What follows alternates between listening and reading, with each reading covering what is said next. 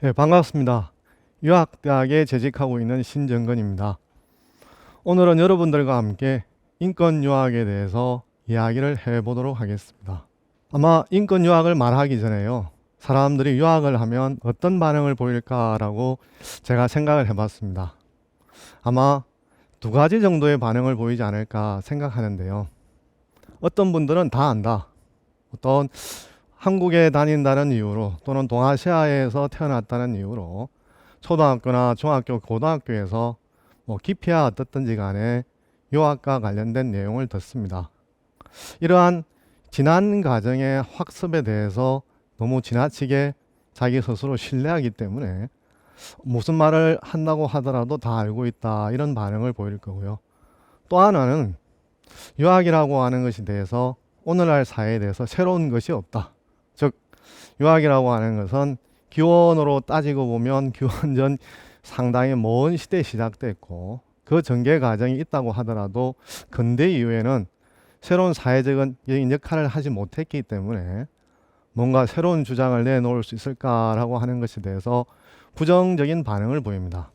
우리가 낯선 것, 새로운 것이 있으면 귀를 기울이고 관심을 갖지만 물과 공기처럼 익숙한 것에 대해서는 제대로 평가를 받지 못합니다.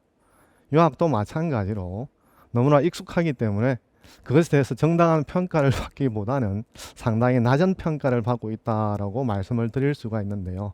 그렇다면 제가 오늘 말씀드릴 인권 유학에 대해서는 들어보셨는지요? 아마 유학에 대해서 많은 공부를 하셨거나 또는 초등학교 이후에 어느 정도 공부를 하셨다고 하더라도 아마 인권 유학은 처음이시라고 생각되는데요. 앞으로 제가 남은 기간 동안 이 주제로 연구를 하려고 하는 몇 가지 테마가 있습니다만 인권 유학도 그 중에 하나입니다. 그래서 오늘 여러분들과 먼저 인권 유학에 대해서 알아보는 시간을 갖도록 하겠습니다.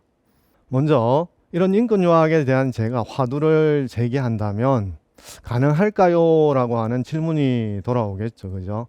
그렇다고 한다면 그것에 대한 답은 둘 중에 하나이겠죠. 하나는 가능하지 않다.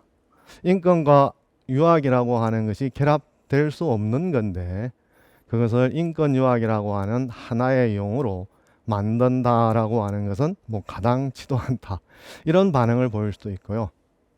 또 한편은 인권 유학은 얼마든지 가능하다라는 이런 반응을 보일 수가 있는데요. 물론 저는 가능하다라고 하는 주장에 서 있습니다만 아직도 많은 분들이 가능하지 않다라는 주장에 서 있을 수 있기 때문에 가능하지 않다라는 주장이 왜 그런 이론을 내세우는지 살펴보도록 하겠습니다.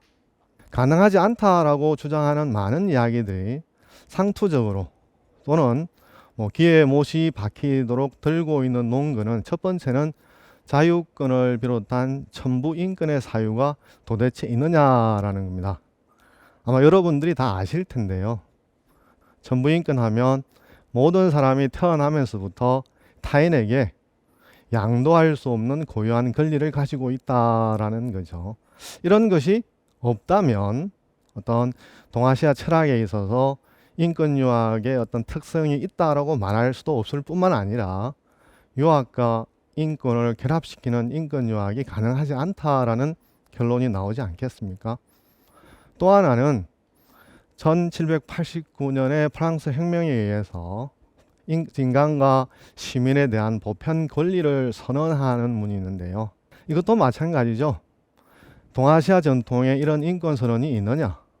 없다고 한다면 유학에서 인권적인 요소를 끌어내는 것은 가능할지 모르겠지만 아예 표제어로 인권 유학이라고 말하는 것 자체가 가능하냐? 이런 주장을 내놓는 거죠. 이런 상투적인 천부 인권과 인간과 시민의 권리에 대한 선언, 이런 유무를 가지고 말한다고 할 때 가능하지 않다라는 주장이 대세다라고 말씀드릴 수가 있겠습니다.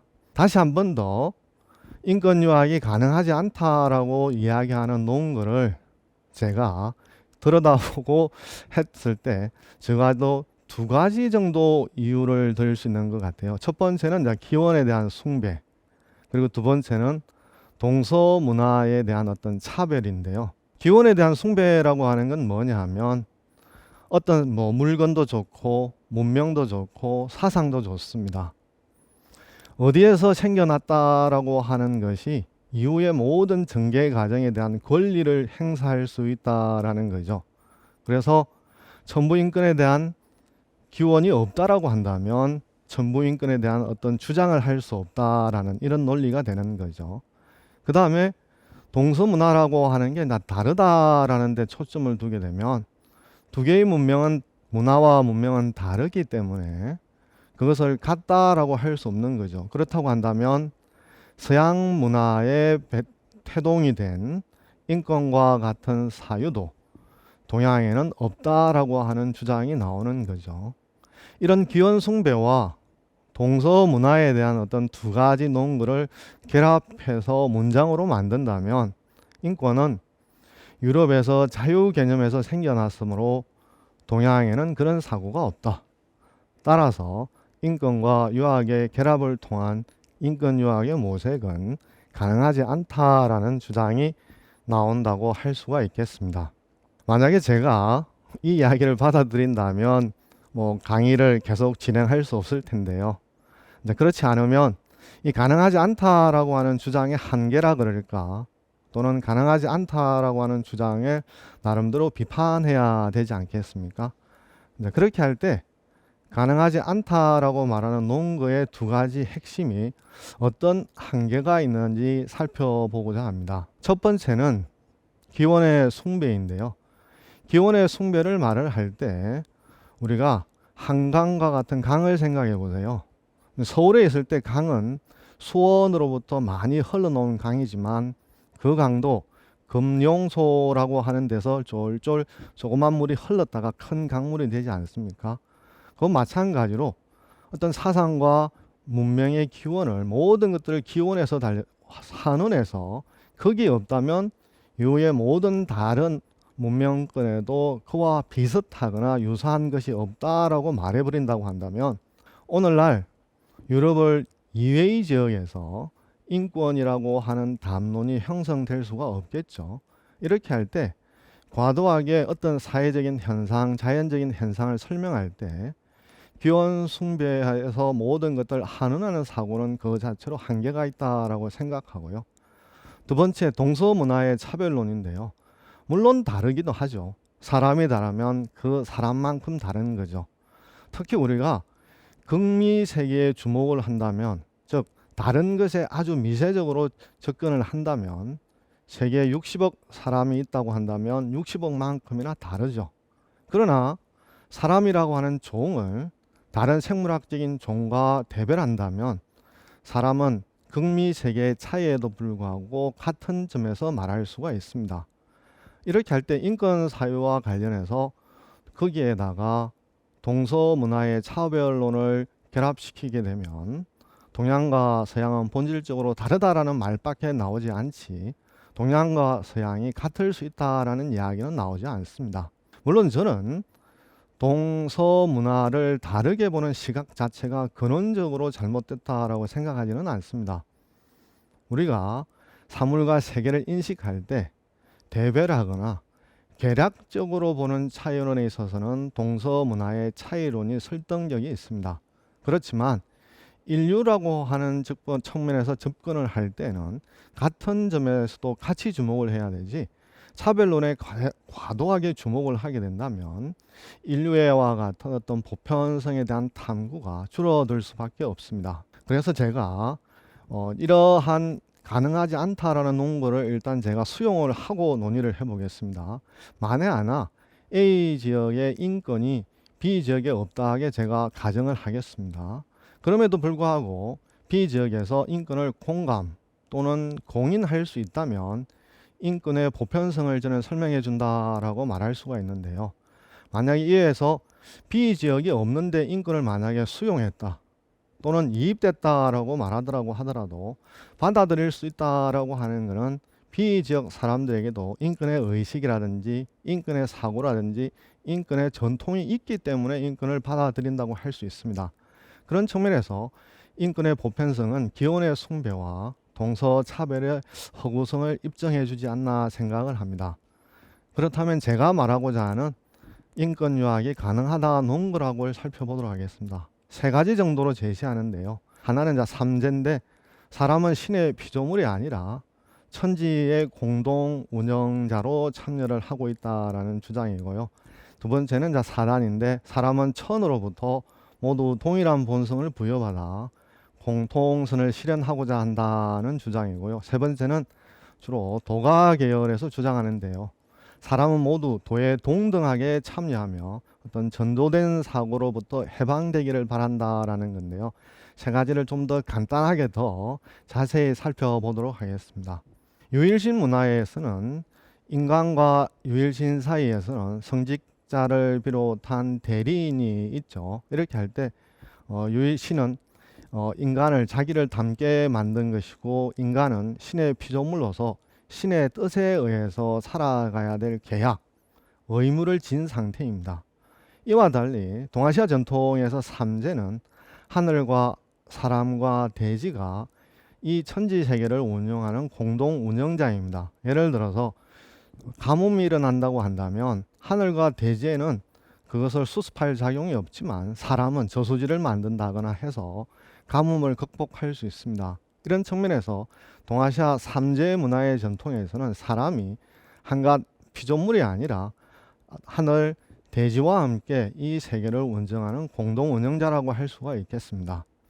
그리고 두 번째, 인간은 그 본성을 어디에서 가지냐 그러면 경험적으로 추출한 것이 아니라, 즉 하늘로부터 인간의 마음에 심어진, 공통으로 심어진 것이죠.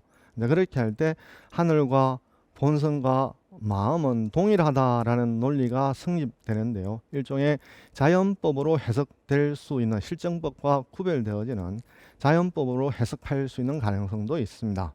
세 번째, 현해라고 하는 것은 도와 어떤 사람과 특별한 거리를 가지지 않습니다.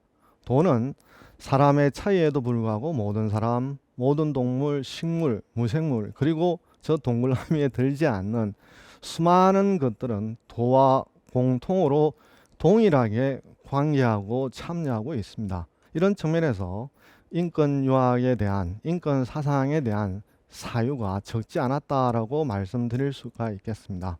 그렇게 할 때 지금까지는 좀 더 거시적으로 살펴봤다면, 이런 인권의 사유들이 좀 더 구체적으로 드러나는 게 이제 기본권이지 않습니까?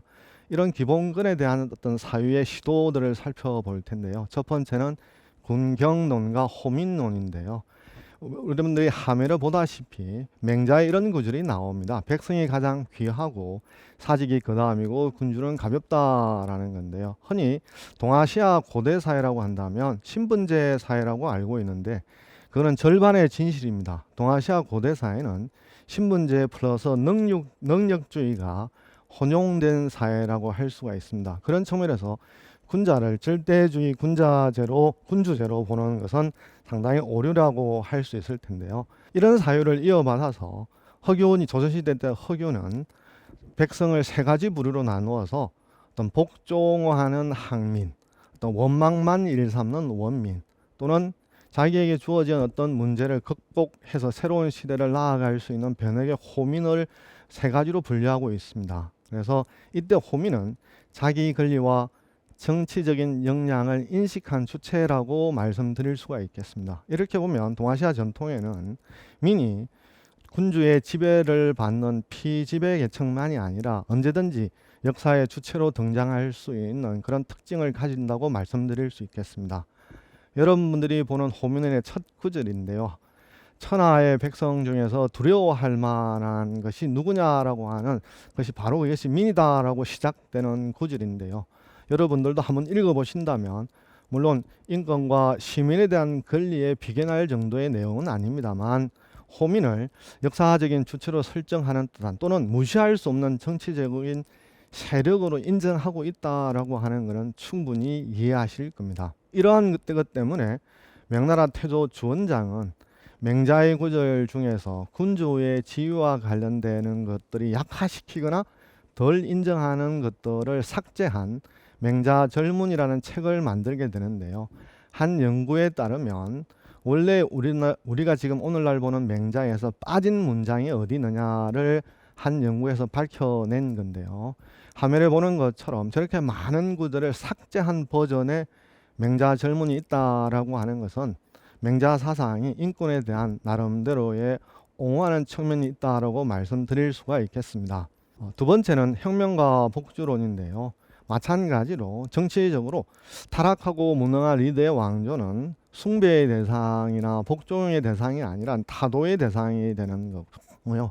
그것은 순자에 있어서도 왕과 백성의 관계를 배와 물의 관계로 설명하면서 물은 배를 실을 수도 있을 뿐만 아니라 뒤엎어 버릴 수 있다라는 건데요. 이러한 사유들을 결집을 해서 고유무라는 사람은 천하 흥망이 필부 모든 사람들에게 책임이 있다라는 건데요. 물론 고유무는 이 비슷한 이야기를 했지만 이렇게 간명하게 한 것은 이제 양재초라는 사람이 정리한 건데요. 이제 이렇게 보면 민이라고 하는 게 정치적인 역량을 점점 강화하거나 역사의 어떤 주체로 보려고 하는 시각들이 점점 강화된다고 말씀드릴 수 있겠습니다. 그리고 마지막으로 상생론인데요. 여기에서도 보면 오늘날도 양극화라든지 사회적인 문제가 영원히 해결되지 않는 인간의 숙명과 비슷한데 할 텐데요. 하나라 동중서도 어떤 부자들은 밭 두둑을 이어서 수많은 토지를 가지고는 있지만 가난한 사람들은 송곳을 꽂을 땅이 없다라고 하는 그 실태를 고발하고 있습니다. 그러면서 토지 겸병을 한전제로 바꿔야 된다. 즉 토지 소유의 상한제를 실시해야 된다라는 주장을 하고요. 그다음에 공자도 세금이라든지 위정자가 가혹한 부담을 준다면 호랑이보다 더 무섭다라는 이야기를 하는데요. 이러한 것은 공자 성적도라고 하는 그림에 나타나는데요. 공자가 태산을 지나다가 여러분 화면에 보다시피 오른쪽 편에 한 여인이 울고 있습니다. 그래서 공자가 제자를 시켜서 왜 울고 있는지 알아보려고 하니까 호랑이가 연이어서 자기 시아버짐, 자기 남편, 아들을 물어 죽였다는 거죠. 처음에 공자도 그 처지가 딱했지만 가만히 생각하니까 산속에서 살지 않고 도에지 살다면 호랑이에 대한 위험이 없을 텐데 왜 그랬냐라고 다시 물어보니까 도시에 사는 것은 그에 상응하는 부담, 즉 세금이라든지 요역들이 무겁다는 거죠. 이렇게 보면 정치가 백성들이 살 수 있는 삶의 기본적인 권리를 충족시키지 못한다라고 하는 것에 대해서도 공자는 깊이 생각을 하고 있습니다. 이렇게 할 때 누구의 보호를 받지 못하는 것들을 유학에서는 국민이라고 하는데요. 화면에 보다시피 환, 과, 고, 독이 가장 대표적인 국민이라고 할 수 있는데요. 이에 대해서 유학에서는 주위의 사창법을 비롯해서 인간이 행복을 추구하면서 기본권을 충족시킬 수 있는 사회적인 논리, 요즘 말로 한다면 복지에 대해서 많은 주장들을 내놓고 있습니다. 자, 이렇게 보면 유학은 어떤 고요성과 있던 것을 반복하는 역사가 아니라 타자와 끊임없이 대결하는 과정이라고 할 수가 있겠는데요. BC 6세기 체제에 있어서는 어떤 황제, 천자의 권력을 보호하는 걸 목적으로 했다면 근대에 와서는 각각의 개별 국가들이 자기의 생존을 위해서 일하는 국학의 시대라고 한다면 오늘날의 시대들은 유학에서 인권의 요소를 좀 더 심화시켜서 인권으로 발전시켜야 된다는 게 저 과제이지 않나 생각을 합니다. 그런 측면에서 이런 것들을 실천하기 위해서 공자는 당시대의 첨단입니다. 어떤 첨단이냐 그러면 자기의 세상을 공유하기 위해서 목숨의 위험을 무릅쓰고 다른 나라를 돌아다니는 거죠. 만약에 자기 자리에 곡부라고 하는 고향에만 머물렀다면 오늘날 유학은 세계적인 학문으로 확산되지 않을 텐데요. 이게 화면에 보시는 것처럼 군사들에 의해서 포위가 되어져서 먹을 것이 없어 굶주려서 아사 직전까지 몰려가는 이런 위기상에 몰렸지만 그런 여정을 그만두지 않았습니다. 주위의 경우에도 자기의 사상을 공유하기 위해서 끊임없이 새로운 책을 편집하고 내놓았습니다. 그러면 공자처럼 여러 지역을 돌아다니지 않더라도 자기 세상을 공감하고 공유하는 사람이 늘어나지 않겠습니까? 이렇게 보면 공자든지 주인은 그 시대에 가장 첨단적인 방법을 통해서 자기의 사상을 공유하고 확산시키려고 노력했는데요. 오늘날 우리도 인공지능을 비롯해서 우리 사회가 가지고 있는 첨단적인 방법을 통해서 유학에 나아갈 바를 걱정하고 모색해야 될 텐데요. 저는 그 방향이 바로 인권 유학이지 않느냐라고 생각합니다. 이렇게 볼 때 세계라고 하는 것이 오늘날 현대인과 유학에서 생각하는 관점이 전혀 다릅니다. 오늘날 사람들은 이 세상이라고 하는 것을 사는 사람들의 이해를 충족시키는 공간, 절대적인 공간으로 생각하고요. 그래서 대표적으로 한국에 있어서는 장지, 화장터와 관련해서 자기 살던 곳 근처에 시설이 들어서는 것을 반대합니다. 저 자신도 바로 얼마 뒤에 죽을지 모릅니다만 제가 살던 곳에 묻힐 수가 없습니다. 이것은 사는 사람 위주로만 이 세상을 생각하는 아주 특징적인 모습을 드러낸다고 생각할 수가 있습니다. 그러나 유학은 세상은 산 사람만이 아니라 죽은 사람, 동물, 식물, 무생물 그리고 눈에 보이지 않는 모든 존재까지 어우러진 터전이라고 생각합니다. 이런 것들 장제는 민포여물, 인류는 동포요, 만물은 법치라고 하는 우주 가족을 생각하는데요.